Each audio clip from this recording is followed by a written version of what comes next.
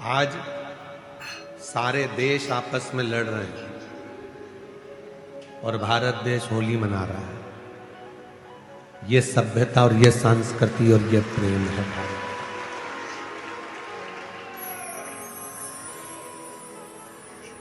हमारा भारत, हमारा राष्ट्र, हमारी सभ्यता, हमारी संस्कृति, हमारा संस्कार हमें लड़ना नहीं सिखाता। हमारा संस्कार नमस्कार कर कर, एक दूसरे को प्रणाम कर कर होली के रंग फेरना, होली के रंग को लगाना, गुलाल लगाना सिखाता।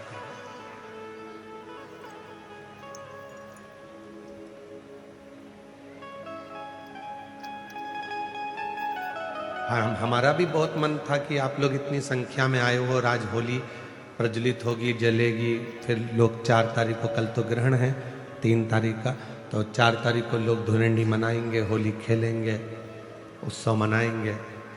5 तारीख को महादेव की होली होगी। तो हमारा भी मन था कि हम आपके साथ में गुलाल की होली खेल कर जाएं। पर हमने मन में एक विचार करा कि एक बार भगवान शिव जी से पार्वती जी ने फागुन के महीने में एक लीला रची, और फागुन के महीने में माता पार्वती जी ने एक लीला ऐसी रची शिव जी के साथ में कि माता पार्वती जी शंकर जी के सामने से ओझल हो गई, कहीं छुप गई।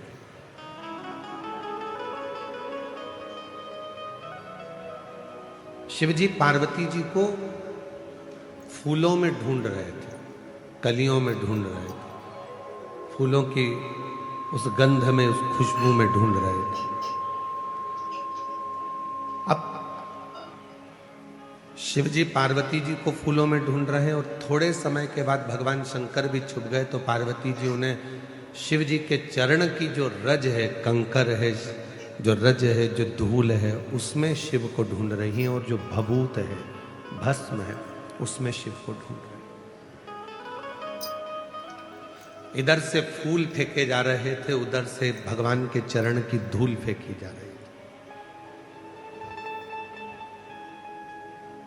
जब दोनों का मिलन हुआ तो देवाधिदेव महादेव और पार्वती के मिलन पर नंदी जी ने हाथ जोड़कर निवेदन करा कि ऐसी होली हमने जगत में नहीं देखी कि प्रभु के चरण की रज जब उड़ाई जाती है, लगाई जाती है, तो उससे सुंदर कोई रंग नहीं हो सकता।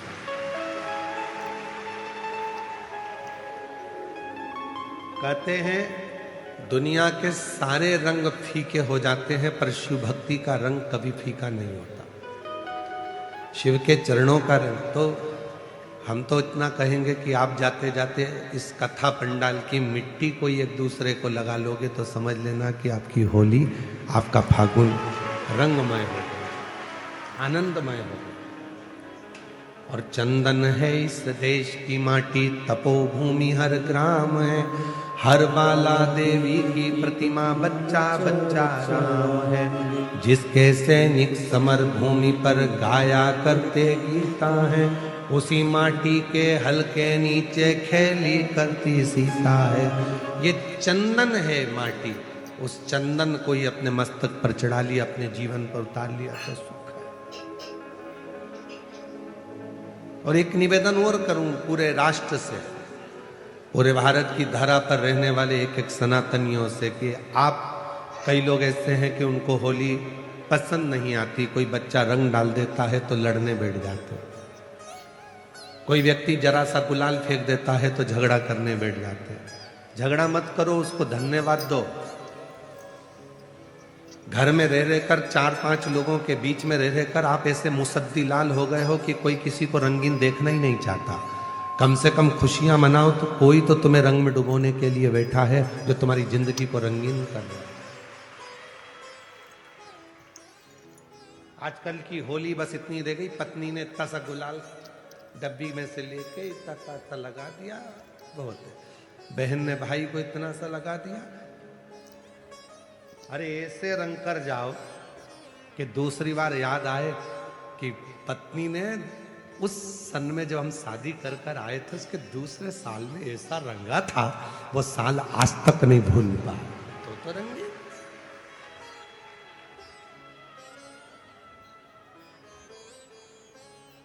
धोबिया धोए चाहे सारी उम्र।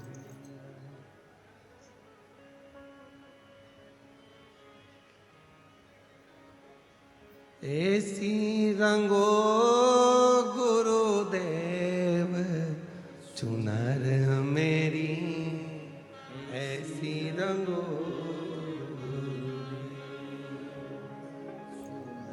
चुनर मेरी, ऐसी राम लक्ष्मण भरत शत्रुघ्न हनुमत मेरी चूनर मेरी, राम लक्ष्मण भरत शत्रुघ्न हनुमत मेरी चूनर में। सरयू जैसी लहरा पाड़े, ऐसी रंगो गुरुदेव चुनर मेरी, ऐसी रंगो गुरुदेव चुनर मेरी, ऐसी रंगो गुरुदेव। गंगा यमुना सरयू कावेरी मंदाकिनी चूनर में, गंगा यमुना सरयू कावेरी मंदाकिनी मेरी चूनर में।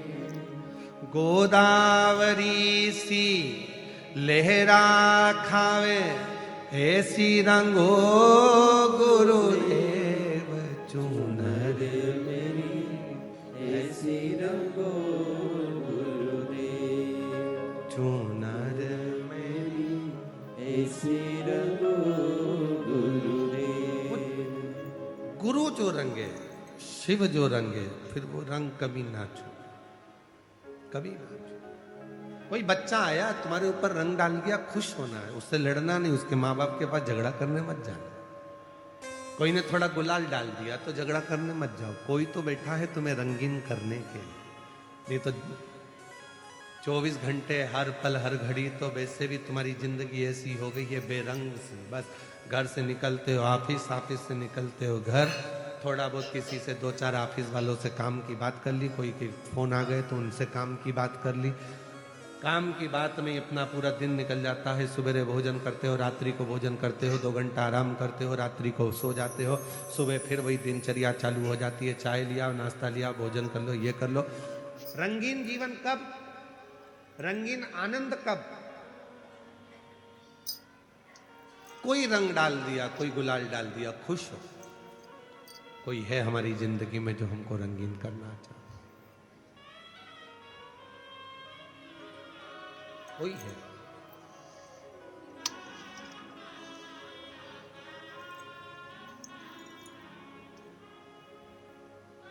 उस वो एक लाइन बहुत सुंदर है।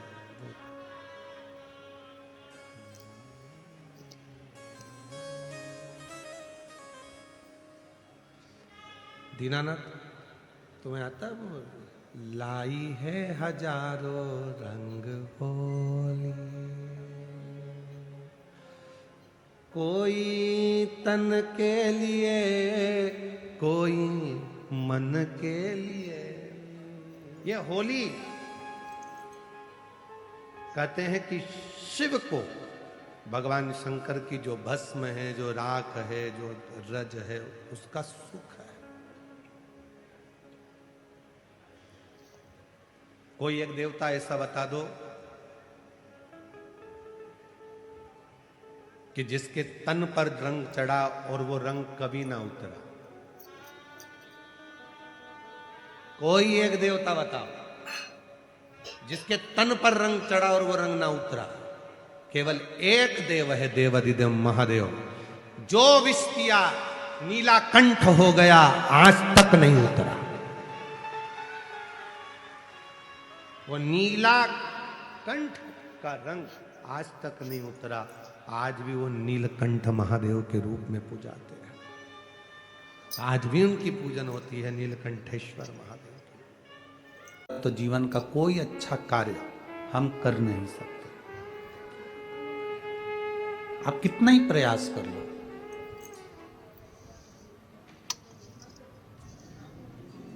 पर कुछ भी कहो, महाराष्ट्र की इस पावन धरा को, पुनित पुण्यमय धरा को बहुत बहुत साधुवादता, बहुत बहुत प्रणाम करता हूँ, जिसमें आप सब शिव भक्ति को धारण कर रहे हो। शंकर भगवान की अविरल भक्ति को आप धारण कर रहे हो। कथा के मध्य में, कथा के बीच में थोड़ा थोड़ा पानी थोड़ी थोड़ी देर में आता रहता है। ऐसा लगता है जैसे भोले बाबा तुम्हारे ऊपर फूल बरसा रहे हैं।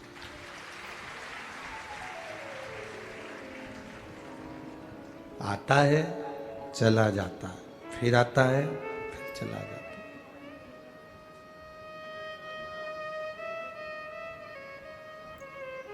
और शंभु शरणे पड़ी मांगू घड़ी रे दुख काटो दया करी मैं दर्शन। यहाँ आप और हम भगवान शंकर की भक्ति करने के लिए आए हैं। और भक्ति में सबसे मूल अगर कुछ है तो वो हमारा विश्वास है, हमारा भरोसा, हमारी दृढ़ता है।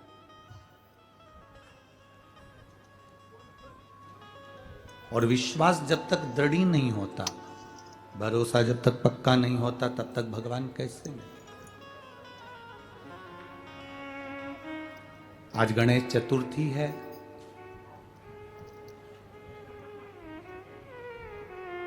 संपूर्ण भारत की भूमि पर, और भारत में ही नहीं विदेश में भी हमारे सनातनी भाई बहन भगवान गणेश की विराजमान कर कर उनकी पूजन कर रहे हैं, स्थापना कर रहे हैं।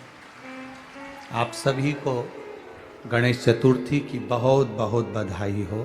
संपूर्ण देशवासियों को तो हो, पर साथ में जो विदेश में भी बैठकर हमारी सनातन धर्म को आगे बढ़ा रहे हैं, उनको भी नमन, उनको भी भाव से बधाई।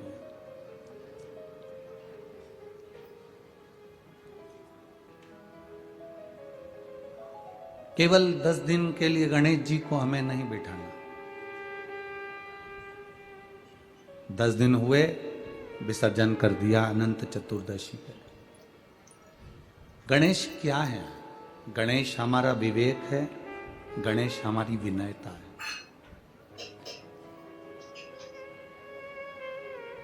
श्री गणेश जी महाराज हमारा विवेक भी है, और श्री गणेश जी महाराज हमारी विनयता भी है, हमारी विनम्रता भी है। जो विवेक से काम करता है और विनम्रता में अपने जीवन को जीता है, समझ लेना कि वो गणेश जी की पूजन रोज करता है, प्रतिदिन कर रहा है। क्योंकि उसमें विनम्रता भी है, उसमें विवेक भी है। और बड़ी जरूरी है विनम्रता। अगर नहीं है आपके भीतर में, तो आप परमात्मा को प्राप्त नहीं कर सकते।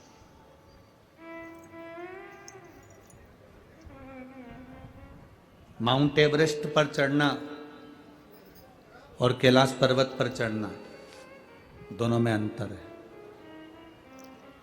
बोलो, अंतर है कि नहीं है? माउंट एवरेस्ट पर चढ़ने के लिए स्पर्धा की जरूरत होती है। माउंट एवरेस्ट पर लोग चढ़ते हैं स्पर्धा के लिए। मैं चढ़ी, वो रह गया, मैं ऊपर पहुंच गई, वो रह गया। माउंट एवरेस्ट पर चढ़ना और कैलाश पर्वत पर चढ़ना, दोनों में अंतर है। माउंट एवरेस्ट पर चढ़ने के लिए स्पर्धा चाहिए, स्पर्धा होती है, और कैलाश पर्वत पर चढ़ने के लिए स्पर्धा नहीं, श्रद्धा होती है, तो कैलाश पर्वत पर चढ़ पाते हैं।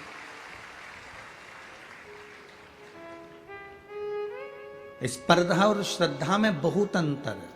श्रद्धा में कोई कंपटीशन नहीं है, श्रद्धा में कोई दिखावा नहीं है।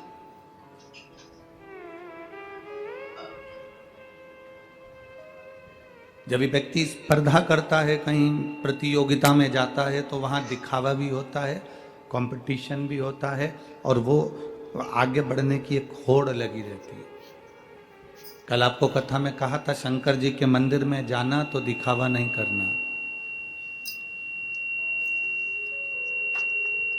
शिव जी के मंदिर में जाना तो दिखावे से परे रह जाना। शंकर भगवान को तुम्हारा कंपटीशन से मतलब नहीं है कि तुम कितने लोटे जल चढ़ा रहे हो, कितना भोग लगा रहे हो, कितना दुर्बा चढ़ा रहे हो, कितनी बेलपत्री चढ़ा रहे हो, कितना सामान तुम शंकर जी को दे रहे हो। उससे शिव जी प्रसन्नता का भाव नहीं रहता।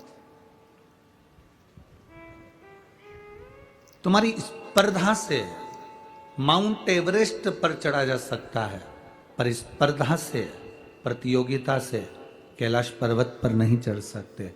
कैलाश पर्वत पर चढ़ना शिव को प्राप्त करने के लिए स्पर्धा नहीं, तुम्हारे भीतर की श्रद्धा जितनी प्रबल होती जाएगी उतना परमात्मा तुम्हारे करीब आता चले जाएगा।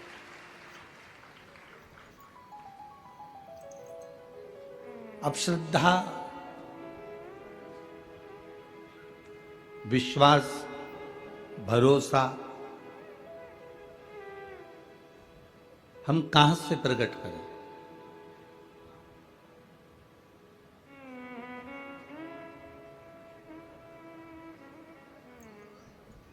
अगर हमारे भीतर कोई विश्वास है ही नहीं, मेरी माताओं से निवेदन है, मेरी जीजियों से निवेदन है, मेरे भाइयों से निवेदन है, जिस कन्या के साथ में तुम्हारी शादी हुई है वो तुम्हारी धर्म पत्नी बनी है,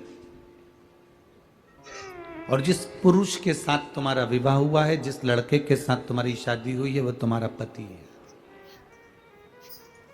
अब दोनों के रहने में, दोनों के साथ चलने में सबसे प्रबल है तुम्हारा विश्वास, सबसे प्रबल है तुम्हारा भरोसा।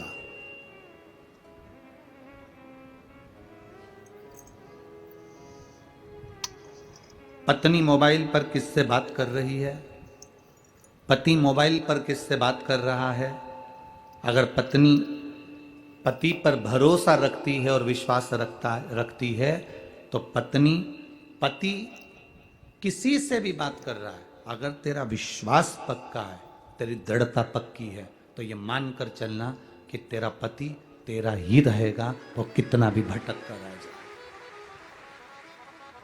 हम अगर विश्वास को तोड़ देते हैं, भरोसे को तोड़ देते हैं, तब पत्नी और पति में विभाजन हो जाता है और पति गलत मार्ग पर जाने लगता है। फिर पत्नी भी अपने बच्चों को, अपने पति को समय नहीं दे पाती है, वो अपने ऑफिस में, अपने कार्य में लग जाती है,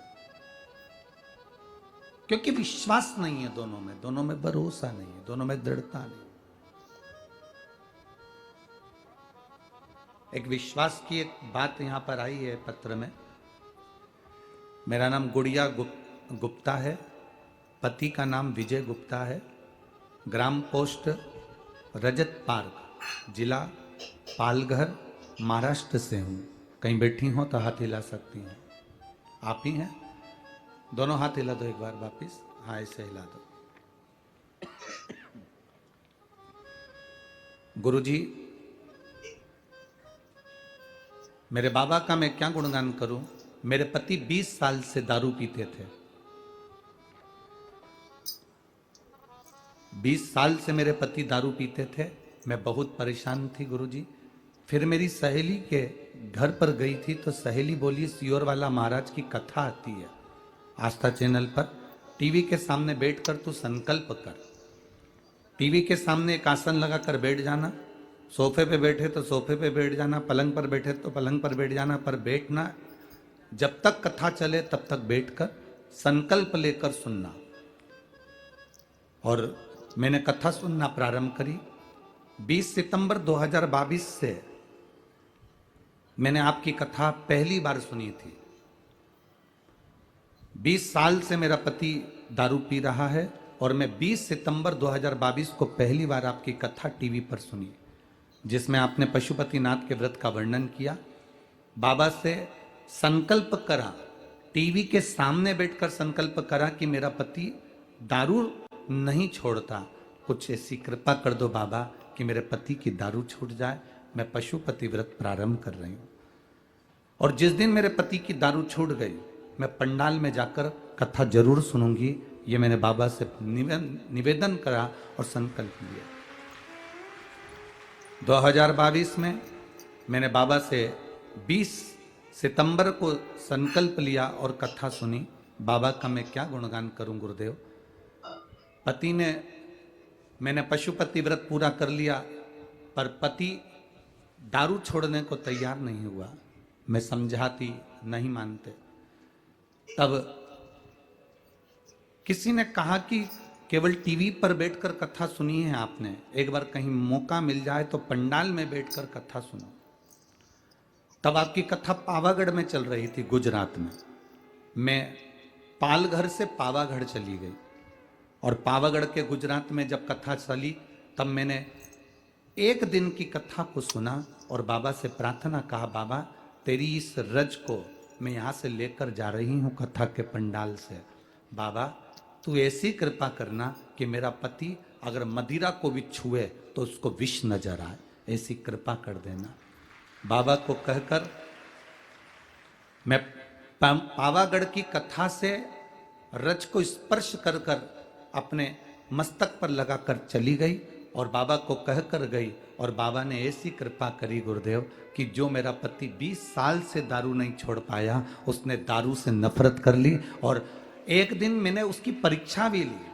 मैंने कहा अगर तुम्हारा मन करता है और तुम्हें अगर बेचैनी लग रही हो तो मैं मंगवा कर दे देती हूँ। मेरा पति कहता है ना जाने मुझे क्या हो गया, जब उसको देखता हूँ दारू को तो मुझे नफरत सी लगती है। उस दिन से दारू छोड़ी है। मैं बाबा को प्रणाम करने के लिए।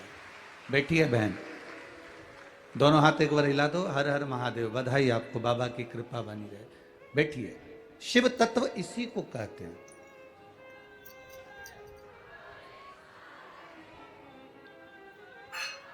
शंकर की करुणा, शंकर की उदारता, शंकर की दया इसी को कहते हैं। आप किस भाव से आए हो, हमको नहीं मालूम है कि तुम्हारे दिल में क्या चल रहा है, तुम्हारे हृदय में क्या चल रहा है।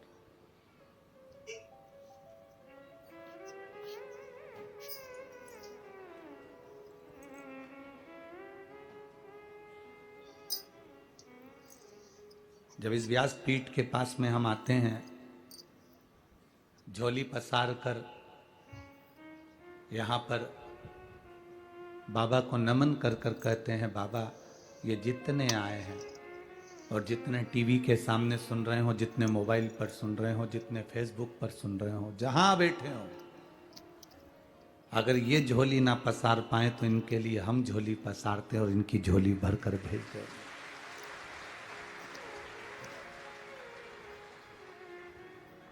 आप दिल से अगर उसको पुकार रहे हो, आप दिल से उससे निवेदन कर रहे हो, तो वो दिल से सुनता है।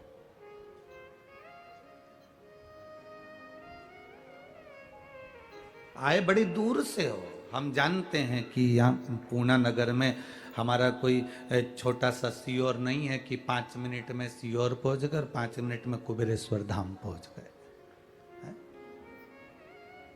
5 मिनट में रेलवे स्टेशन पहुंच गए, 5 मिनट में बस स्टैंड पहुंच गए। हमारा सीहोर नहीं है, बहुत छोटा है हमारा सीहोर। सीहोर छोटा है पर मेरा बाबा मोटा है।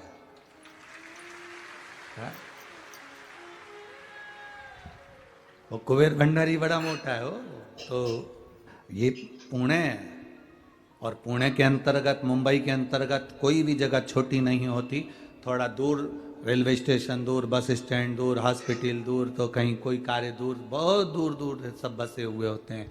तब जाकर तुम एकत्रित होते हो, यहाँ आए हो, टाइम निकाल कर पहुंचे हो।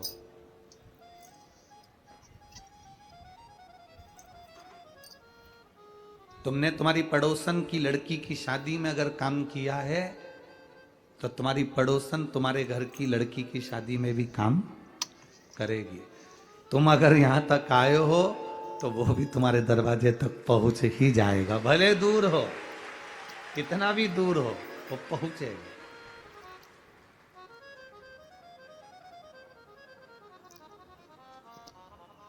बस को खड़ी करने के लिए बस स्टैंड की जरूरत है, रेल को खड़ी करने के लिए रेलवे स्टेशन की जरूरत है, हवाई जहाज को खड़ा करने के लिए एयरपोर्ट की जरूरत है, हेलीकॉप्टर को खड़ा करने के लिए हेलीपैड की जरूरत है, अपनी गाड़ी को खरीद करने के लिए पार्किंग की जरूरत है, और भोलेनाथ को दिल में लाने के लिए नूतन हृदय की जरूरत है। निर्मल मन सो मोहि पावै। आपका दिल, आपका मन जितना पवित्र होगा, जिस भाव से आप बाबा को रिझाने का प्रयास करोगे, उतने भाव से बाबा रिझ जाएगा। अष्ट विनायक में तीसरे नंबर के विनायक हैं बल्लालेश्वर विनायक। बल्लालेश्वर विनायक जो तीसरे नंबर पर हैं, ये हमारी विश्वास की दृढ़ता को प्रबल करने वाले हैं। एक सेठ और एक सेठानी, जिनका बेटा बल्लाल,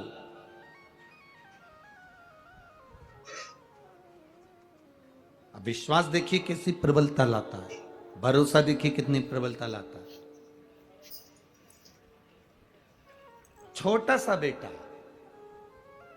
अब कौन बोले सेठ जी को कि तुम्हारा जो बेटा जन्म लिया है, उस समय पर तुम्हारी जो धर्म पत्नी थी वो शिव की आराधना में लगी रहती थी, शंकर के गुणगान में लगी रहती थी,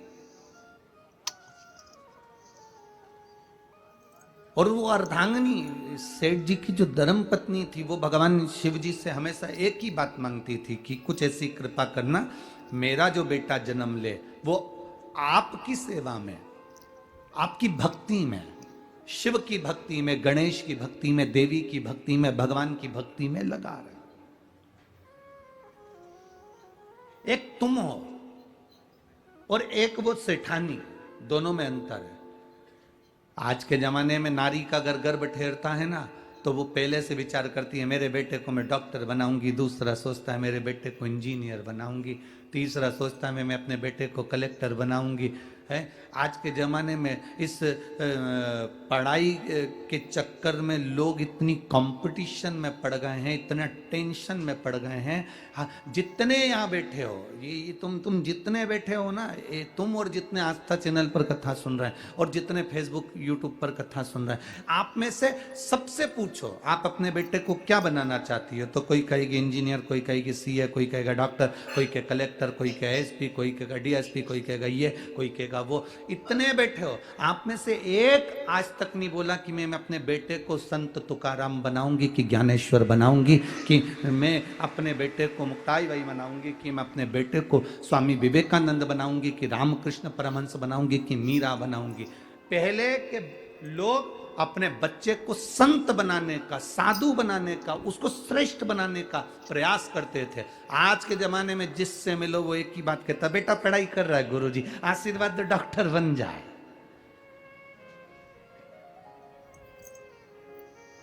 बेटी पढ़ाई कर रही है गुरुजी, आशीर्वाद दो इंजीनियर बन जाए। बेटा पढ़ाई कर रहा है गुरुजी, आशीर्वाद दो सीए बन जाए। एक भी नहीं आता हमारे पास में कि जो कहे मेरा बेटा संत तुकाराम जैसा बनने का प्रयास कर रहा है गुरुजी, आशीर्वाद दो कि हरि विठ्ठल के भजन में लग जाए।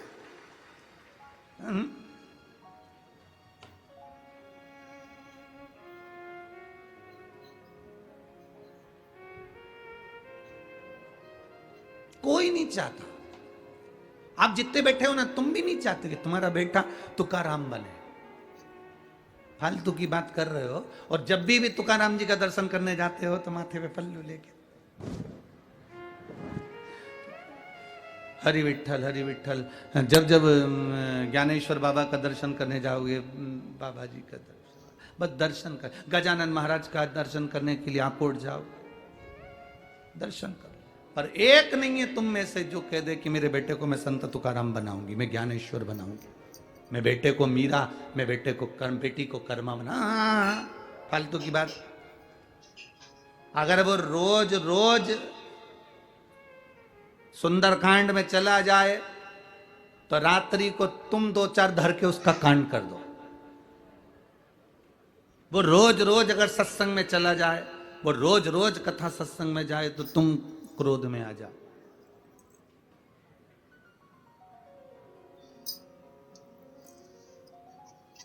बड़ी बड़ी विडंबना है, बहुत विडंबना। सेठानी अपने गर्भ में जो बच्चा है उस बच्चे को भगवान शिव जी की आराधना करते करते उनसे निवेदन करती है कि मेरा बच्चा आपकी सेवा में लगे, मेरा बच्चा आपके गणेश जी की सेवा में लगे, मेरा बच्चा माता रानी की सेवा में लगे, मेरा बच्चा संत सेवा में लगे। और सेठ जी को नहीं मालूम कि पत्नी भगवान की आराधना करते करते क्या मांग रही है।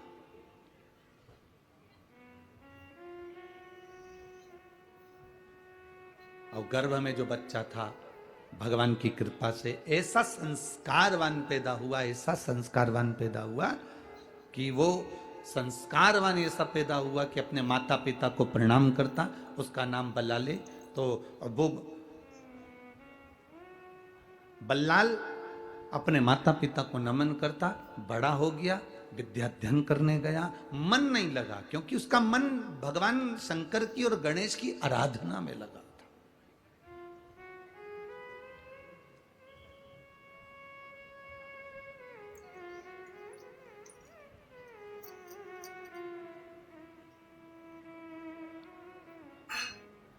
उसका मन भगवत भजन में लगा हुआ था। दुनिया के सबसे ज्यादा संत अगर कहीं जन्म लिए हैं तो ये महाराष्ट्र की पावन धरा पर जन्म लिया।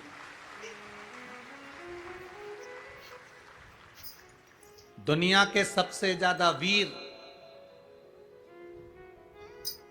जो मुगलों की सेना के सामने तत्पर खड़े रहे और एक तरफा राज्य स्थापित करा तो यह महाराष्ट्र की भूमि पर वीर पैदा हुए।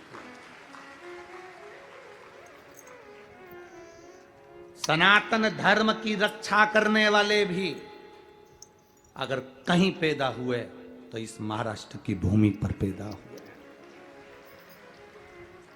ये भूमि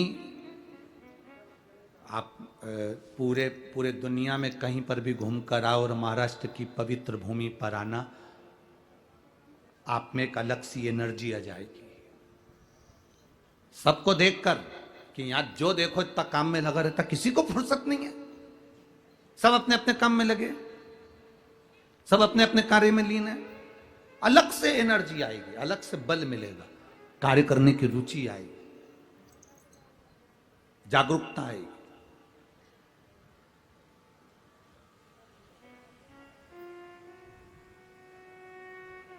जो महाराष्ट्र का पानी पी लेता है वो 10 घाट का पानी नहीं पीता, एक ही घाट भारी है उसको। साधारण है। महाराष्ट्र की पावर धारा, महाराष्ट्र की पुण्यमय धारा संत की धरा है, महाराष्ट्र की पुण्य धरा सत्य की धरा है, और महाराष्ट्र की पुण्य धरा सनातन धर्म की धरा है। यहां वीर सनातनी होते हैं। यहां पर एक वीर ऐसे हुए, अभी की कथा, यहाँ पुराने वीरता की तो बात ही नहीं कर रहे हम। यहाँ के वीर एक ऐसे हुए, बाला साहिब ठाकरे, बाला साहिब ठाकरे ऐसे वीर हुए जो 1990 में जब उपद्रव मचा कश्मीर में और विरोधियों ने जब विरोध करा और अमरनाथ की यात्रा को रोकने का कहा, तब बाला साहब ठाकरे ने अपनी धाड़ भरी और कह दिया, मुंबई से ही तो निकलोगे तुम भी, अगर वो अमरनाथ की यात्रा रुकी तो मुंबई से जाने वाली सारी यात्रा रोक दी जाएगी, तुम जहां जाना चाहते हो। तब जाकर फिर अमरनाथ की यात्रा प्रारंभ हुई। ये कोई साधारण है? ये साधारण भूमि है क्या? इसी महाराष्ट्र की पावन धरा से वीर शिवाजी का प्रगट्य है। इसी महाराष्ट्र की पावन धरा से मां अहिल्याबाई का प्रागट्य है। इस वीर भूमि को हम कैसे भूल जाए? संत दिए, साधु दिए, सन्यासी दिए, तपस्वी दिए, वीरता दी, सनातन धर्म दिया। चाहे दुनिया के लोगों ने कितना भी विरोध करा हो, पर यहां सनातन धर्म को हमेशा जागरूकता उत्पन्न कराई गई है और जागरूकता दी गई है, जिससे सनातन धर्म बढ़ता रहे, सनातन धर्म बढ़ता रहे। आज पूरा देश जिन गणेश जी महाराज को अपने घरों में बिठा रहे हैं, आज पूरा देश जो गणेश जी महाराज की स्थापना कर रहे हैं, वो इसी महाराष्ट्र की पुण्यमय धरा से सब दूर सुगंध फैलाई गई, इसी महाराष्ट्र की पावन धरा से।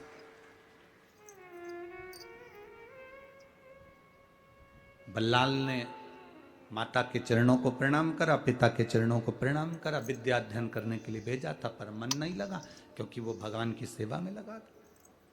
बल्लाल करता क्या था, मिट्टी का तो शिवलिंग बनाता था और मिट्टी का ही गणेश बनाता था।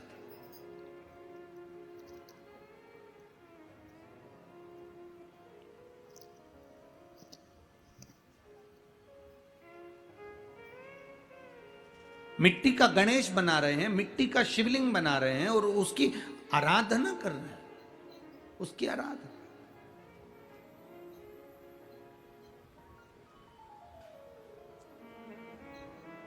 अब जो बच्चे उसके साथ विद्या अध्ययन करने गए थे, उनको भी उसने उसी में लगा दिया। जो जैसा होता है वो वैसा दूसरे को भी कराता है। झूठ बोलने वाले का साथ पकड़ोगे तो वो तुम्हें झूठ बोलना सिखा देगा। चोरी करने वाले का साथ पकड़ोगे तो वो तुम्हें एक ना एक दिन चोरी करना सिखा देगा। भजन करने वाले का साथ पकड़ोगे तो एक दिन वो भजन करना सिखा देगा। और सत्संग का साथ पकड़ोगे तो वो तुम्हें सत्संग करना सिखा देगा। ये उसके ऊपर आधारित है। आप साथ किसका पकड़ रहे हो, आप सानिध्य किसका कर रहे हो, आप किसका संग कर रहे हो, आप किसका साथ पकड़ रहे हो, आपके ऊपर निर्भर करता है। ये आपके ऊपर निर्भर करेगा। इसीलिए संगत का बहुत बड़ा अंतर पड़ता है। लिफ्ट से बिल्डिंग पर चढ़ना और पैदल पैदल बिल्डिंग पर चढ़ना, दोनों में क्या अंतर है? बोलो, जल्दी से बोलो। लिफ्ट से बिल्डिंग पर चढ़ना और पैदल पांव के द्वारा बिल्डिंग पर चढ़ना, दोनों में क्या अंतर है? अरे बोलो ना पूर्णा वाला। हमारे यहां तो उधर सीहोर में तो इतनी लिफ्टें भी नहीं है।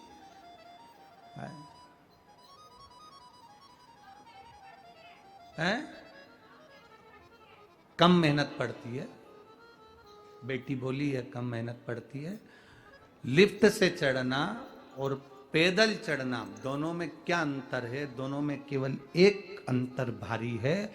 लिफ्ट से चढ़ते हो तो दूसरे के भरोसे चढ़ते हो। बोलो सही है कि गलत है? दूसरे के भरोसे चढ़ते हो। और अगर पैदल चढ़ते हो तो अपने बल पर, अपने पांव के भरोसे पर चढ़ते हो। अपने ऊपर भरोसा है तुम्हें, अपने पांव पर भरोसा।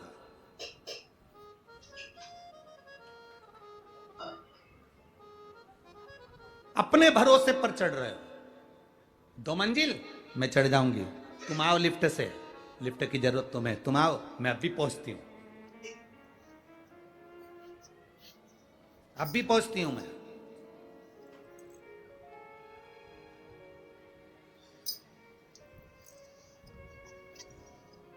बस शिव महापुराण की कथा यही कह रही है।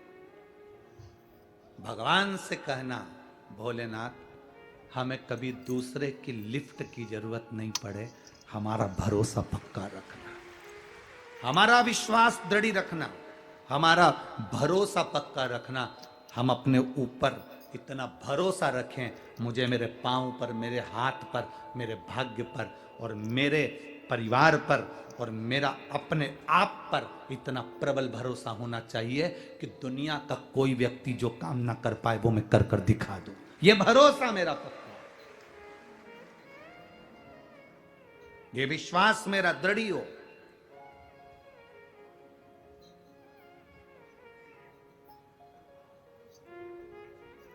और बल्लाल के विश्वास बड़ा दृढ़ था, भरोसा बड़ा पक्का था। मेरी जीजियों और मेरे जीजाओं और जितने यहां बैठे हैं और जितने टीवी पर कथा सुन रहे हो, आप सबसे कहेंगे शरीर कमजोर पड़ जाए चल जाएगा, उसमें कोई टेंशन मत लेना कि मेरा शरीर कमजोर हो गया। शरीर कमजोर हो जाए चल जाएगा, पर अपने मन को, अपने दिल को कभी कमजोर मत होने देना। शरीर अगर कमजोर हो गया चलेगा, कोई दिक्कत नहीं है। बीमारी आई, शरीर कमजोर हो गया, पर बीमारी आने पर तुम्हारा दिल कमजोर नहीं होना चाहिए।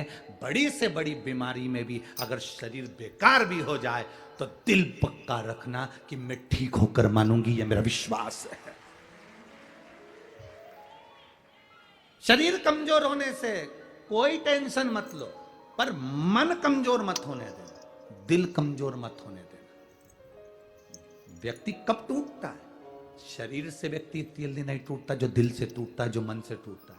यह कोरोना की बीमारी में जो आधे से ज्यादा मरे हैं ना, वो शरीर से नहीं मरे हैं। जो आधे से ज्यादा मरे हैं उनका दिल टूट गया था, मन टूट गया था।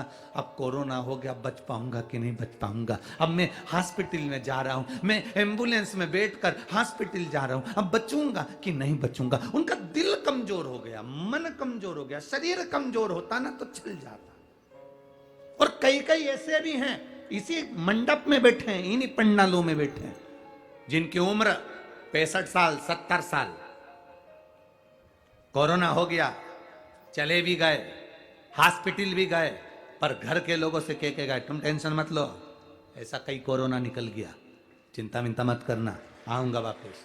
और कई नवयुवक बेटे, कई नवयुवक बेटियां 40 साल 35 साल 25 साल 30 साल तुम्हारी कॉलोनी में, तुम्हारी सोसाइटी में, तुम्हारे आसपास के क्षेत्र में, तुम्हारे मोहल्लों में, तुम्हारे गांव में देखना, जिनकी उम्र 30 साल की थी, 35 साल की, 40 साल की। लड़के नवयुवक 45 साल 50 साल, जिनके नवयुवक बेटे बेटियां, जो शरीर से अच्छे दिख रहा है, और कोरोना हुआ, हॉस्पिटल गए और मालूम पड़ा, सूचना मिली कि वो तो चले गए। सूचना मिली वो चले गए। कारण शरीर से ज्यादा मन उन्होंने अपना कमजोर कर लिया, दिल कमजोर कर लिया, दिल कमजोर।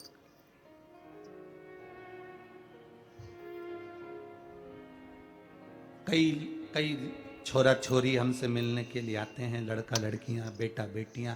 कोई कहता है मेरे को बड़ा धोखा मिला गुरुजी, मैं बहुत दुखी हूँ, मुझे धोखा मिला गुरुजी, मैं बहुत दुखी हूँ। तो हमने कहा दुखी हो तो करोगे क्या ये बताओ। अब जिसने धोखा दिया वो तो आराम से पर्स टांग के पेंटिंग मेंटिंग करके पूरा जोरदार आराम से घूम रही, और तू रो रो के मर जा रहा, इससे होगा क्या। हमारा निवेदन है, तुम शरीर से टूट गए चलेगा, पर दिल से मत टूटो। अगर लगे कि कोई धोखा दिया है तो महादेव के चरणों में जाकर बैठना प्रारंभ करो। जाओ ना, शिव तत्व को क्यों नहीं प्राप्त कर। एक पत्र आया है,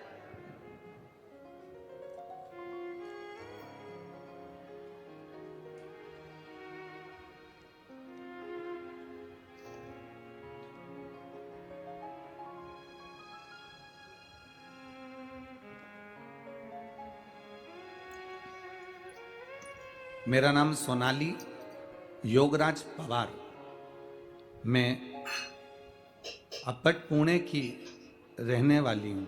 कहीं बैठे हो तो हाथ हिला सकती हैं, कहीं पर भी बैठे हो तो हाथ हिला सकती हैं। मेरा नाम सोनाली योगराज पवार है, मेरा मोबाइल नंबर ये है। मैं अपट पुणे की रहने वाली हूँ।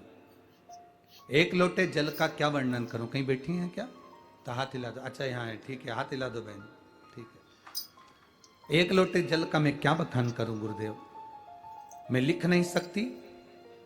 बताना चाहती हूं कि मेरा भाई पवन बसंत कुमार बसंत ठाकुर 2019 से सरकारी नौकरी के लिए तैयारी कर रहा था, हर बार हार रहा था। एक बार तो इतना डिप्रेशन में पहुंच गया कि उसको लगा कि अब मैं कुछ नहीं कर सकता, कुछ भी नहीं। तब मैंने मेरे भाई से पशुपतिनाथ का व्रत करवाया और कहा, भाई तो चिंता मत कर, वो सीहोर वाला महाराज छाती ठोक कर कहता है कि मेरा बाबा बैठा है, तो टेंशन मत लेना।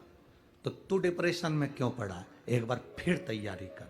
उसने कहा, दीदी मैं निकल नहीं पाऊंगा।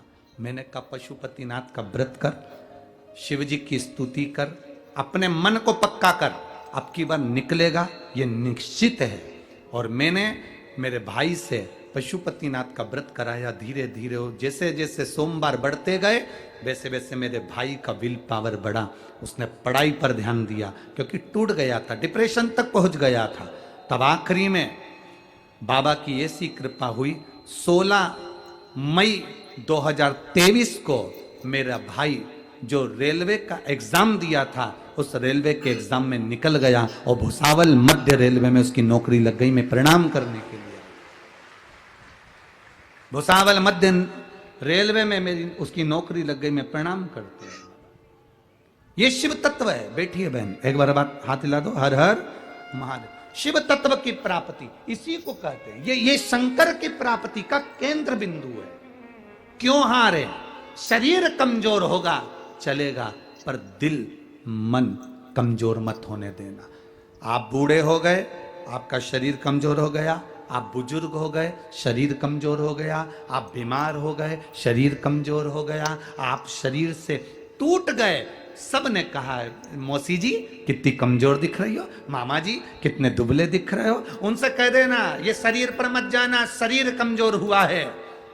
पर सीहोर वाला महाराज कहता आया है, दिल मन कमजोर मत होने देना, दिल से मजबूत बने रहना। अभी और मेरी जिंदगी है,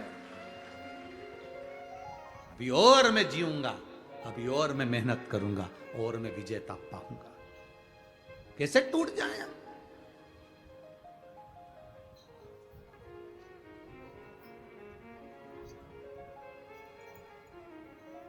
लोग कहेंगे तुम्हारी उम्र कितनी हो गई? 68 के करीब में है। अच्छी हो गई 68, 68। हाउ? कोई ने कहा 70 के हो गए, कोई ने कहा 72 के हो गए, कोई कहे 80 के हो गए। फिर भी कहना चिंता मत करो, अभी तो 10-20 साल जाने वाली नहीं हूं, अभी नहीं जाऊंगी। अभी तो सीहोर वाले महाराज की और कथाएं सुनूंगी टीवी खोल खोल के। अभी काय को जाऊंगी मैं?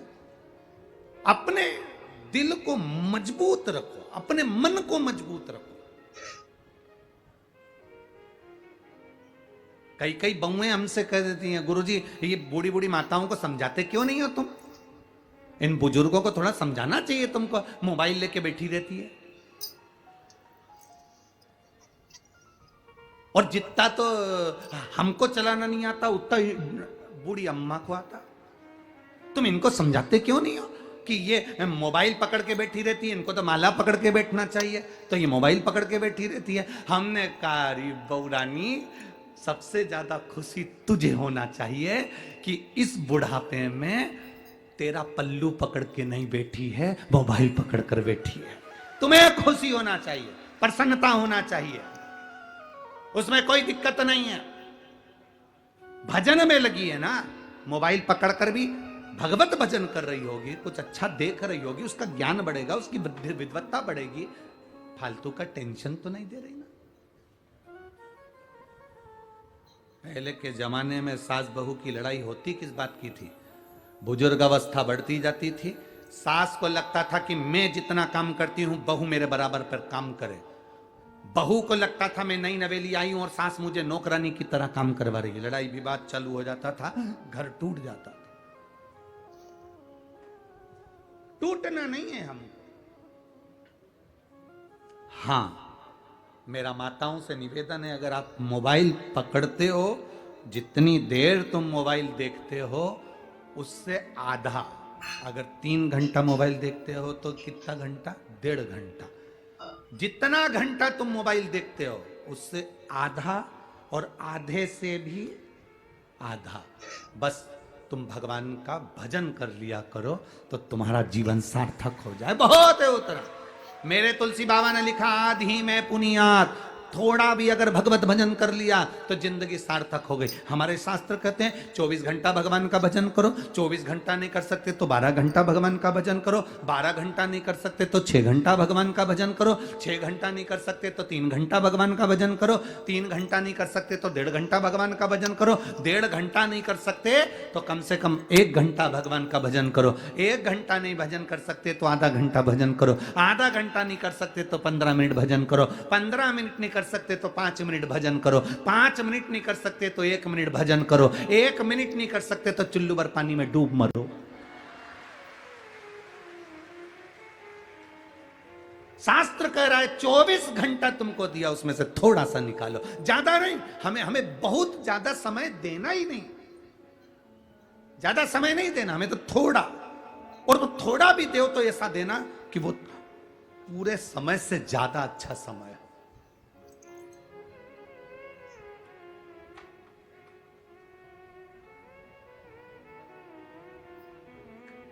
हम कभी नहीं कहे, आज तक इस व्यासपीठ से तुम्हें कभी नहीं कहा कि तुम पूरे दिन मंदिर में जाकर बैठ जाओ, नदी के तट पर जाकर बैठ जाओ, तीर्थ में जाकर बैठ जाओ, या तुम 24 घंटे मंदिर के अंदर बैठे रहो। हमने कभी इस व्यासपीठ से नहीं कहा कि तुम 24 घंटे माला पकड़ कर बैठे रहो, तुम 24 घंटे भगवान का भजन कर, हमने कभी नहीं कहा, और कभी ना कहने वाले तुमसे कि तुम 24 घंटे भगवान का भजन करो। आपसे तो निवेदन है, आधी में पुनिया, थोड़ा करो पर अच्छा करो। 1 लोटा जल महादेव को समर्पित करने के लिए जाओ तो उसमें तुम्हारा पूर्ण समर्पण होना चाहिए, उसमें तुम्हारा दिखावा नहीं। मैं आई हूं, थोड़ी देर के लिए आई हूं, बाबा के पास आई हूं, अपने दिल की बात कहने के लिए आई हूं। एक क्षण के लिए भी जाओ तो पूर्ण समर्पित होगा। यहां आप लोग आए हो, शिव महापुराण की कथा सुनने के लिए लाखों की संख्या में पहुंचे हो, बाहर डिवाइडर पर बैठे हो, रोडों पर बैठे हो, पंडालों में बैठे हो, बाहर पेड़ों के नीचे बैठे हो, दुकानों में बैठे हो, यहां पहुंचे हो तो तुम पूर्ण समर्पण के साथ बैठे हो, पूर्ण समर्पण के साथ। जिसका समर्पण नहीं होता वो यहां तक पहुंच ही नहीं पाता। कौन धक्के खाने आता? काय को बस में भरा कराते, क्यों गाड़ी में आते? गाड़ी इतनी दूर रोक दे, पैदल चल चल के कौन आता? तुम्हारा विश्वास दृढ़ है, तुम्हारा भरोसा पक्का है, और तुम परमात्मा के होकर आए हो, इसलिए तुम कथा के पंडाल तक पहुंच गए हो, उसके होकर आए हो इसलिए पहुंचे। कौन आए? अगर आज के लोगों को मालूम हो जाए ना कि इधर कथा हो रही है और बहुत भीड़ पड़ती है तो लोग अपना रास्ता चेंज कर लेते हैं। बोलो री जी, हाँ सही है कि गलत है? चेंज करते कि नहीं करते? पर तुम एक ऐसे हो, तुम्हें मालूम है इतनी भीड़ पड़ रही है, तुम्हें मालूम है ट्रैफिक जाम हो रहा है, तुम्हें मालूम है निकलने में 2 घंटे लग जाएंगे, तुम्हें मालूम है टैक्सी मिलेगी, बस मिलेगी, कम मिलेगी, पता नहीं, तुम्हें मालूम है पानी गिरेगा, तुम्हें मालूम है भीड़ बहुत होगी, तुम्हें मालूम है कीचड़ भी पड़ रहा है, तुम्हें सब मालूम है, उसके बाद भी तुमने अपना रास्ता चेंज नहीं करा, उस रास्ते पर चलते रहे, चलते रहे, चलते रहे। 7 दिन तक इस भीड़ के रास्ते पर चलते चलते महादेव की कथा तक पहुंचे हो। जब तुमने अपनी मंजिल नहीं छोड़ी तो परमात्मा भी तुम्हारी मंजिल नहीं छोड़ेगा, ये निश्चित है। क्यों छोड़े वो? तुम अपनी मंजिल नहीं छोड़ते तो वो कैसे छोड़ सकता?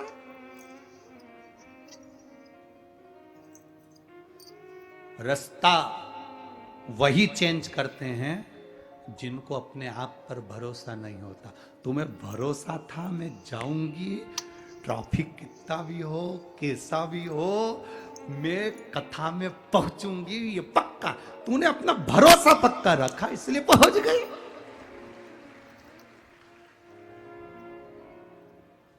और कितनी बुजुर्ग बुजुर्ग माता बैठी हैं, कितनी जो 55 से ऊपर है, जरा हाथ उठाना, उठाओ जरा।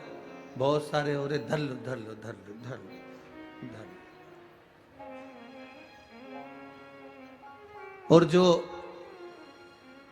35 से नीचे हो, 35 से जो नीचे हो, हाथ उठाओ जरा। बहुत हो, रख लो रख लो, धर लो, भगवान भला करे तुम सबका। अब ये 55 से ऊपर वाली इतनी अवस्था में तो बहुएं भी कह देती हैं, मम्मी क्या करोगी जाके, तुम इतनी भीड़ में क्या करोगी। पर तुमने अपना भरोसा नहीं तोड़ा, तुमने विश्वास पक्का रखा, इसलिए यहाँ तक पहुँच गए। अपने भरोसे को जो दृढ़ी रखता है, अपनी मंजिल को जो नहीं छोड़ता, घूम फिर के भी जाऊंगा तो मंजिल तक जाऊंगा। अगर इस रास्ते में बस अड़ गई तो उधर से ऑटो लेकर निकल जाऊंगी, उधर से अड़ गई तो उधर से निकल जाऊंगी।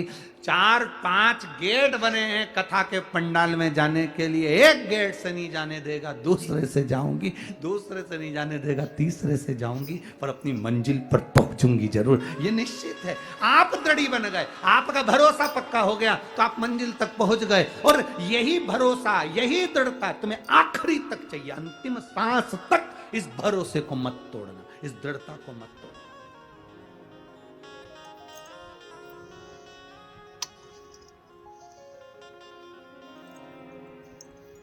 अंतिम सांस।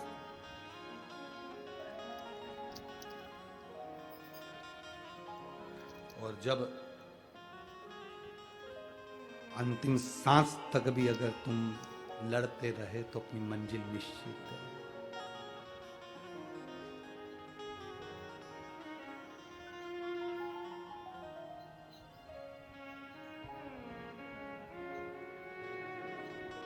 कहे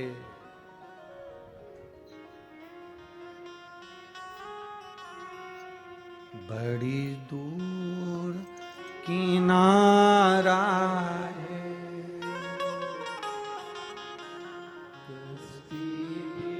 पुरानी है, भोले बाबा सुन भी लो ये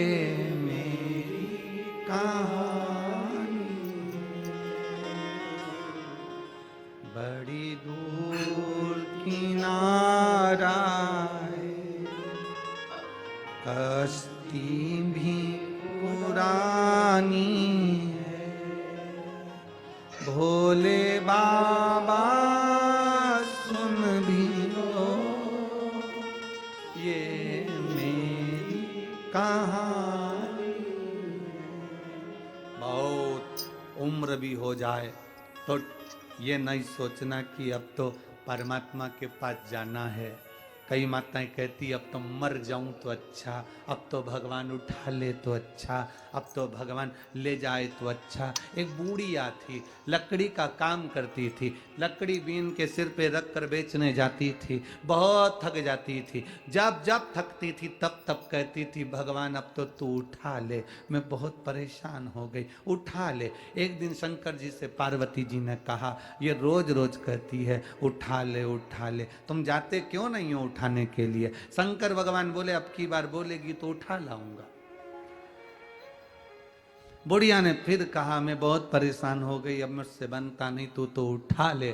भगवान भोलेनाथ जी आ गए और उन्होंने कहा चल मैं तुझे उठाने को आया हूं। इतने में बुढ़िया बोली, मैं मेरी नहीं बोल रही थी, मैं तो कह रही थी लकड़ी का गट्ठा उठा ले।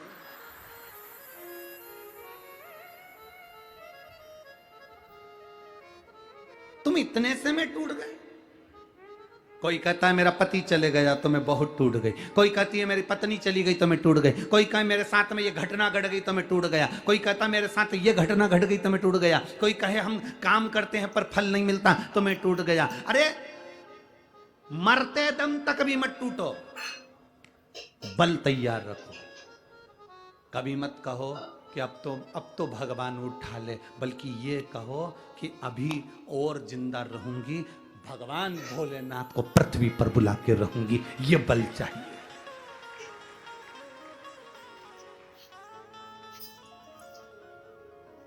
ये बल अपने भीतर उत्पन्न करो ना।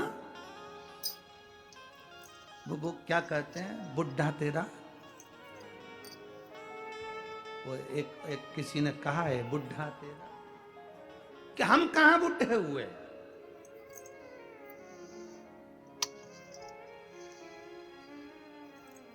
और शंकर का भक्त, शिव का उपासक मरने से भी नहीं डरता। मौत को शिव का भक्त तो साथ लेकर चलता है, इसलिए साथ लेकर चलता है। शंकर का भक्त खुश होकर चलता है कि जिस दिन मर भी जाऊंगा उस दिन अगर ये चिता पर मेरी ये शरीर जल भी जाएगा तो भस्म तैयार हो जाएगी और वो भस्म शिव संभालेगा। इसलिए मुझे मरने से डर भी नहीं लगता। मृत्यु से क्या भय कर।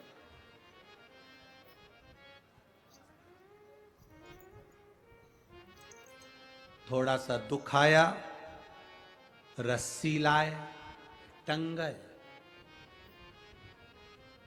थोड़ा सा दुख आया, गोली लाए, मर गए। थोड़ा सा दुख आया, बस के नीचे, ट्रेन के नीचे मर गए। हम कह रहे हैं ये तो ओल्ड फैशन है मरने का, कोई नई डिजाइन लाओ। रोज रोज रोटी खाओगे तो कहोगे एक आध दिन तो पिज्जा चाहिए, एक आध दिन तो इडली सांभर या पूरन पोली चाहिए है? आमटी और मिर्ची का ठेसा। रोज रोज एक जैसा तो सब वो कहे वो मर गया रस्सी से बंद कर, वो कहे उसने सुसाइड कर लिया, पढ़ाई में नहीं हुआ तो वो मर गया, उसने उसके चक्कर में मर गया उसके। अरे कोई नया फैशन लाओ। मरो मरो सब कोई कहे, मर के देखे कोई, मरो तो ऐसा मरो कि फिर संसार सागर में जन्म ना हो। अगर मरना ही है और तुम्हें लग रहा है मैं दुखी हो गया मरना है, तो फिर एक काम करो, अब मेरे को मरना है पर रस्सी से नहीं मरूंगा, गोली से नहीं मरूंगा, ट्रेन में नहीं, पानी में नहीं, कहीं नहीं मरूंगा। अब एक ही काम करूंगा, शंकर जी के मंदिर में रोज लोटा भर के जल चढ़ाऊंगा, शंकर भगवान को चिढ़ाऊंगा कि मैं मर भी नहीं रहा और तेरे ही दरवाजे आ रहा हूं, तू या तो संभाल ले या तो फिर। अब शंकर जी के मंदिर में रोज जाएगा तो भोलेनाथ भी कहेंगे तुझे इतनी जल्दी मरने नहीं दूंगा क्योंकि मैं तुझसे बहुत प्रेम करता हूं। कहां मरने देगा, कार्य करेगा। और मेरे भोले तेरा सहारा है, मेरे भोले तेरा सहारा है, मेरी नैया का तो किनारा है, मेरी नैया का तो। क्यों मरना, किस लिए मरना, हमें नहीं मरना। क्यों मरना?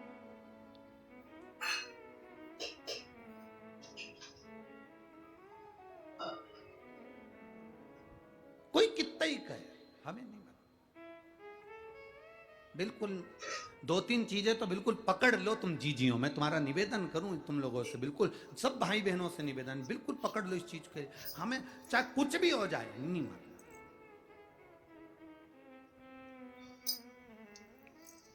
क्या है, अखबार खोलो तो न्यूज पढ़ने में आती है एक पति ने अपने बच्चों को, एक पत्नी ने अपने बच्चों को जहर दे दिया, वो मर गई, वो मर गए। क्या हुआ उससे?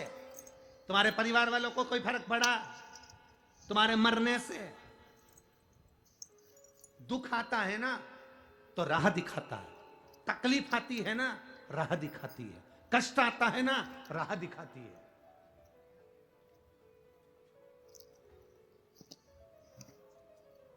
जब तक तपोगे नहीं तब तक निखरोगे नहीं। सोने के भी जेवर तप कर बनते हैं। सोने की कीमत में और जेवर की कीमत में अंतर हो जाता है। सोना अगर जितना रुपया भी तोला है पर उसका जो जेवर बन जाएगा तो उसकी कीमत बढ़ जाएगी क्योंकि उसमें कारीगरी करी गई है। तुम्हें अगर तपाया गया है, तुम्हें अगर दुख दिया गया है, तुम्हें अगर कष्ट दिया गया है तो तैयारी रखना, तुम कीमती जेवर बनने वाले हो जो परमात्मा तुम्हारे साथ में। क्यों मरना, किस लिए? दो चीजें पकड़ के रखो, कितना भी दुख हो नहीं मरना, जा। कर्जा भी हो गया ना, नहीं मरूं, जा। और अगर लड़ाई हो जाए तो मेरी जीजियों से निवेदन है कभी लड़कर मायके मत जाना। छाती पे मूंग डालो, वहीं रहो, नहीं जाऊंगी। घर के लोग कितने ही कहते जा अपने बाप के घर, नहीं जाऊंगी। जितना झगड़ा हो उतना चने की दाल गलाओ, पूरन पोली बनाओ, नहीं जाऊंगी। और अगर वो ज्यादा बोले कि तू जा, तो साथ में आमठी भी तैयार करो, नीचे जा। और ज्यादा गुस्सा आए तो मिर्ची को कूट के ठेसा बना लो, पर मत जा, नीचे जा। कहे कहे तो जा अपने बाप के घर, जा अपने पिता के घर, नहीं जाऊंगी, जा। मेरी माताओं से निवेदन, आज घर जो टूट रहे हैं ना इसी बात के, तुम चले जाती हो मायके, मायके वाले तुमसे कह देते हैं अब मत जाना, कभी भी मत जा, अब हम उनको अदालत में देखेंगे, इसमें देखेंगे, उसमें देखेंगे। और बेटा और बेटी का घर टूट गया, वो अदालत में खड़े हैं, वो अदालत में पहुंच रहे हैं, अदालत में एक दूसरे का मुंह देख रहे हैं, इधर से ये भड़का रहा है, उधर से वो भड़का रहा है, मत जा, वही छाती पे रहे, नहीं जाऊंगी, जा। ये 20 साल अगर दारू पिया होगा तो इसमें पत्र में लिखा है जो बात तो हमने बोली नहीं है, जो पत्र में लिखी वो बात तो बोली ही नहीं, कि कितना बकते होंगे, कितने बोलते होंगे, कितने कहते होंगे, कितने 20 साल में कितना सहन करा होगा, जरा विचार करिएगा। हमने वो बात बोली नहीं है, कितना सहन करा होगा। रहो, संभालने का थोड़ा प्रयास करो, और जिस दिन तुम संभालना सीख गए,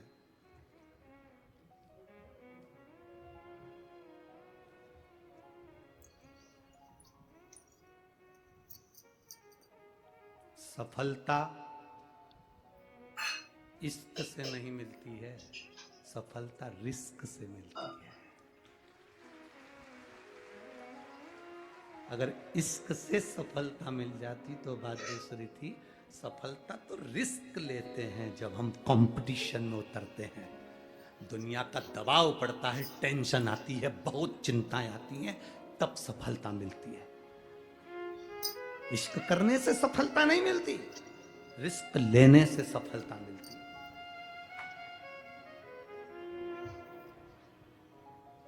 बल्लाल के गांव के लोग सेठ जी के पास जाकर बोले तुम्हारा बेटा खुद भी नहीं पढ़ता और हमारे बच्चों को भी नहीं पढ़ने देता। गणेश जी की मिट्टी की मूर्ति बनाता है, शंकर जी का शिवलिंग बनाता है, जमीन पर बनाकर बैठ जाता है, पेड़ों की पत्ती तोड़कर चढ़ा देता है और सबको कहता है कि गणेश जी का भजन करो, शंकर जी की पूजन करो। तुम्हारा बेटा इतना बेकार है कि वो दूसरे को भी नहीं पढ़ने दे और खुद भी नहीं पढ़े, वो दूसरे को भी विद्यार्जन नहीं करने दे और खुद भी ना करे। तो पिता को क्रोध आया, मां को तो मालूम ही नहीं कि पति जा रहा है मेरे बेटे के पास, और पिता दौड़ कर गया। आज बेटे को देखा कि यहां मूर्ति की पूजन कर रहा, गणेश जी की मूर्ति उठाकर फेंक दी, शिव जी की मूर्ति उठाकर फेंक दी, बेटे को पेड़ से बांध दिया, 2-3 दिन भूखा रहेगा, सब ठिकाने लग जाएगा। कब तक गांव वालों के ताने सुनूंगा मैं, कब तक श्रवण करूंगा मैं, कब तक सुनूंगा मैं। मूर्ति को फेंक दिया गया और बेटे को पेड़ से बांध दिया। शाम होने लगी, सेठानी को अपने बेटे की याद आई। बल्लालेश्वर तीसरे नंबर के विनायक हैं अष्ट विनायक में, तीसरे। सेठानी को अपने पुत्र की याद आती है, और सेठानी को जब पुत्र की याद आई तो उसने अपने पति से, सेठ जी से कहा, सुनो जी स्वामी, मेरा बेटा नहीं दिख रहा, मेरा बेटा ना जाने कहां चले गया, ढूंढ रही हूं मिल नहीं रहा, वो विद्यालय से भी नहीं आया, वो ना जाने कहां रह गया, गुरु घर पूछ के आई हूं, गुरु घर पे भी नहीं मिला, मेरा बेटा कहां, मेरा पुत्र कहां। सेठ अपनी पत्नी को यह नहीं बता रहा कि मैं उसको पेड़ से बांध कर आ गया हूं। शाम हो गई, मध्य रात्रि हो गई, मध्य रात्रि हो गई, पूरी रात निकल गई, सुबह हो गई, सेठानी को नींद ना आई क्योंकि मेरा पुत्र ना जाने कहां गया है। अब एक बात बताओ आप, एक मां को बेटे की जितनी चिंता होती है, उतनी ही चिंता, उतनी ही बेचैनी उस परमात्मा को भी अपने भक्त की होती है।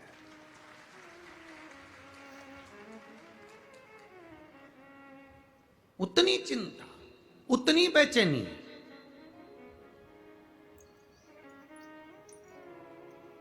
उस परमात्मा को भी होती है, अपने भक्त की होती है।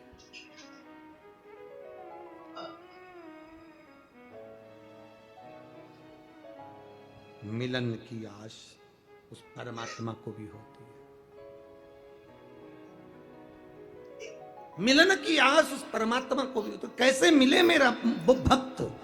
मां जितनी बेचैन हो रही है अपने पुत्र से मिलने के लिए। एक रात हो गई, रात बड़ी भारी निकलती है, जब बेटा नहीं दिखे, छोटा सा बेटा, मात्र 8 वर्ष की आयु जिसकी, और वो बेटा ना दिखे तो मां की हालत क्या होगी? पिता चैन से सो रहा है क्योंकि उसको मालूम है मैं बांध कर आया, उसको मालूम है मेरे पेड़ से बांधा है, पर मां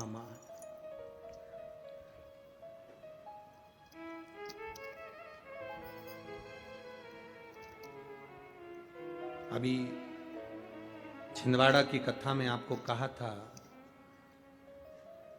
यहां सबको है अपनी पड़ी,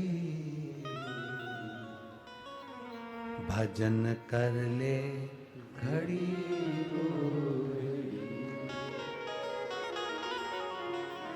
यहां सबको है अपनी पड़ी, भजन कर ले घड़ी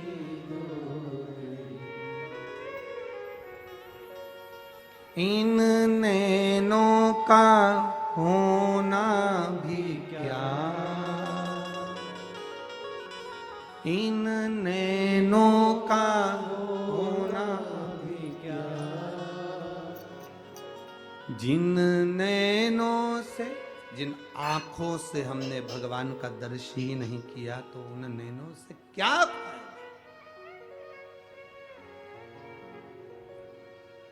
क्या लाभ?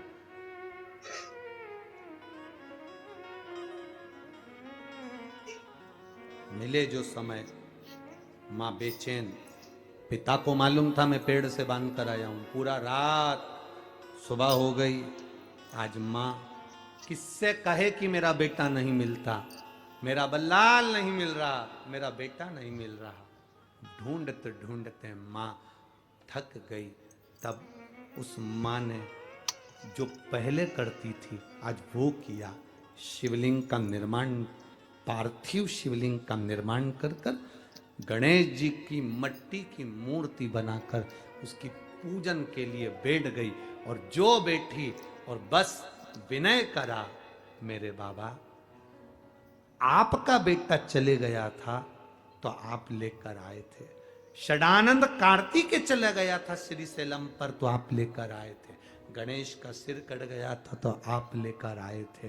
बाबा अब मैं किससे कहूं, आपके बेटे को आप लेकर आए हो तो आपका बेटा मेरे बेटे को लेकर आएगा, ये मेरा भरोसा कहता है,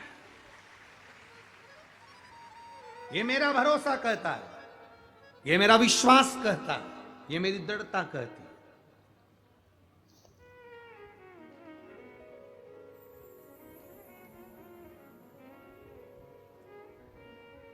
वो साध सकता है।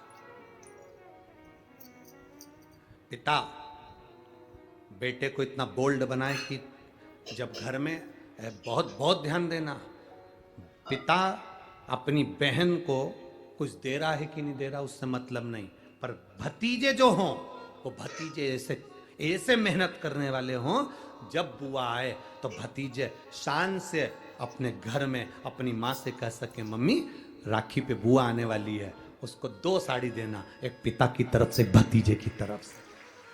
अब उसका भतीजा भी कमा रहा है, अब मैं भी कमा रहा हूं, देव बुआ आई है उसको देना। पिता से ज्यादा भतीजे का फर्ज बनता है कि अपनी बुआ को कुछ दे।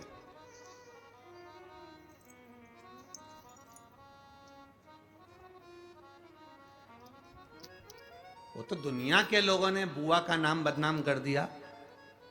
वो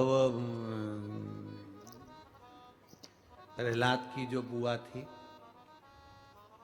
उसने, दुनिया के लोगों ने कहानी गलत कर दी। पूरी कहानी गलत बताई है। अगर दुनिया के लोग सही कहानी बताते तो भतीजा और बुआ का संबंध खराब नहीं होता। कहानी गलत थी ना।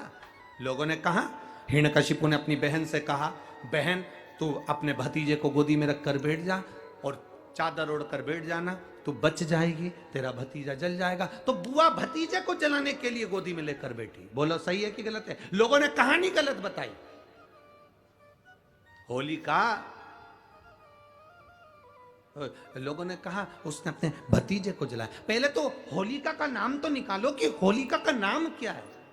कथा वालों ने कह दिया हिरण्यकशिपु की बहन थी होलिका, वो अपने भतीजी प्रहलाद को गोदी में लेकर बैठ गई। वो प्रहलाद को हाथी के पांव के नीचे डाला, खोलते तेल में डाला, अग्नि में डाला, इसमें डाला, उसमें डाला, नहीं मरा। आखिरी में अपनी बहन से कहा होलिका तो अपने भतीजे को गोदी में लेकर बैठ जा। पहले उस होलिका का असली नाम तो लाओ, जिस होलिका का नाम विष्णु पुराण में डूंडा लिखा है। क्या नाम लिखा है? डूंडा। होलिका का असली नाम लिखा है विष्णु पुराण में डूंडा। इसलिए आज भी होली में लकड़ी नहीं जलाई जाती, मोटे मोटे डूंड जलाए जाते हैं, क्योंकि उसका नाम डूंडा है। और डूंडा बैठी अग्नि में, भतीजे को गोदी में लेकर बैठ गई। उसके पास में एक ब्रह्मा जी की चादर थी, जिसको ओढ़ कर बैठ जाती थी तो आगी में जल नहीं सकती थी। डूंडा ने देखा चारों तरफ से आगी लग गई, मेरा भतीजा जल जाएगा। तो बुआ को लगा मेरा भतीजा जल जाएगा। बुआ वो होती है जो दुआ देती है, बुआ कभी बद्दुआ नहीं देती है। और डूंडा ने अपनी चादर को उतारा, आगी चारों तरफ से लग गई। बुआ को लगा मेरा भतीजा जल जाएगा, तो अपनी चादर उतार कर अपने भतीजे पे डाल दी और बुआ खुद जल गई, पर अपने भतीजे को नहीं जलने दिया। ये कथा है, पर लोगों ने उसको पूरी पलट दिया, पूरा पलट दिया। बुआ कब जलाई अपने भतीजे को? आप में से इतनी सारी बुआ बैठी हैं, कभी अपने भतीजे को अपशब्द कहा? कभी अपने भतीजे को श्राप दिया? कभी अपने भतीजे को बद्दुआ दी? नहीं। जब भी बोलती हो मेरा भतीजा खूब फले फूले, भगवान कृपा करे, मेरे भाई जैसा नाम कमाए, मेरा भैया कितना नाम कमाता वैसा मेरा भतीजा नाम कमाए, तो भतीजे को चाहिए जब बुआ घर में आए तो अपने मम्मी पापा से कहना, पापा मम्मी 2 साड़ी देना, क्योंकि अब मेरी नौकरी लग गई है, मैं कमाने लगा हूं, मैं कमा रहा हूं, इसलिए मम्मी एक काम करना, 1 साड़ी पापा देंगे अपनी बहन को और 1 मैं दूंगा अपनी बुआ को। तो मम्मी कहेगी तू अपनी बहन को देना, बुआ को क्यों दे रहा है? तो कह देना अगर आज मैं दूंगा तो उसके भी भतीजे उसको देंगे। ये हमारे यहां क्रम चालू होना चाहिए।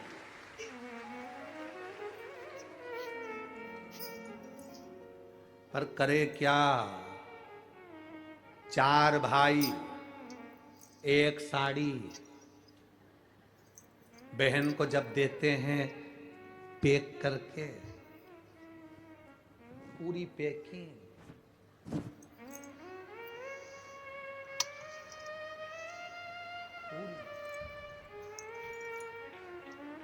अच्छी बढ़िया वाली साड़ी। अगर ढीली ढीली दिखे तो उसमें कपड़ा भी फंसा दिए, काका जोर और पैकिंग करके, और 4 भाई 1 साड़ी। चारों भाई राखी बंधवाने के बाद ऐसे हाथ लगा के देते हैं जैसे पूरे पुणे की प्रॉपर्टी दे रहा है, पूरे पुणे की प्रॉपर्टी।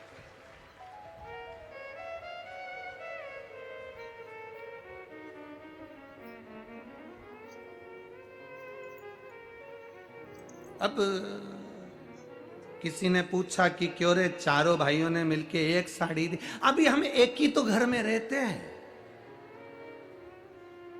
सब एक हैं। तो एक काम करा करो, 1 थाली खाने की लगाओ, 1 भाई खाना खाए, बाकी के सब टच करके बैठ जाओ। एक ही जगह तो रह रहे हो, एक ही थाली में काम।